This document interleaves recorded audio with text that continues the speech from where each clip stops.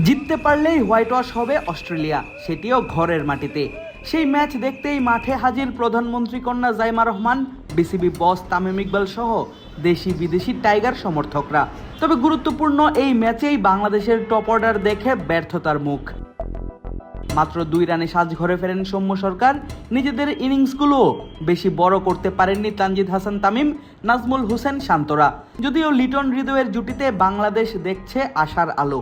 3 match সিরিজের প্রথম 2 ম্যাচে জয় পেয়ে সিরিজ নিশ্চিত করা বাংলাদেশ তৃতীয় ম্যাচ জিতে ধবল ধুলাই করতে পারবে কিনা অজিদের, সেটাই যেন এখন সবথেকে বড় প্রশ্ন।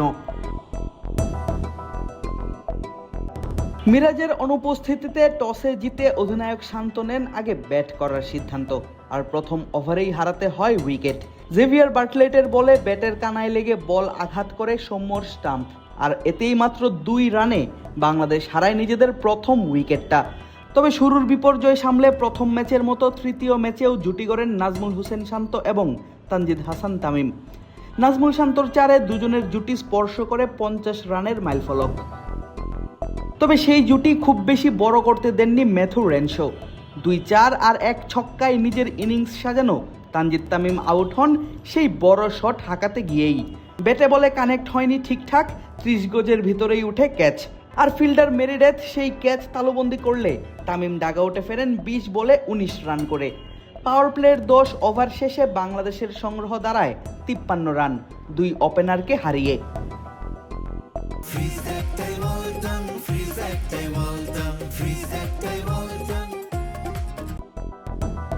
দুই ওপেনারকে হারিয়ে বেশ চাপে পড়ে যায় টাইগাররা। সেই চাপ সামলানোর দায়িত্ব এসে পড়ে সেট হওয়া ব্যাটার নাজমুল শান্তর কাঁধে। তবে ভাগ্য হয়নি সহায়।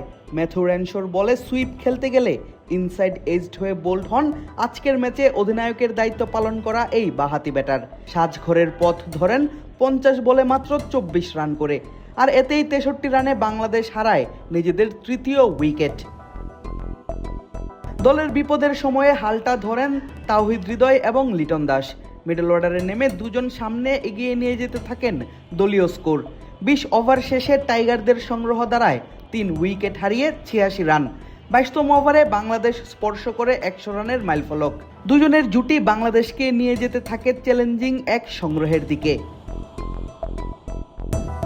আদিব আশরাফ, ক্রিক ফ্রেন্জি।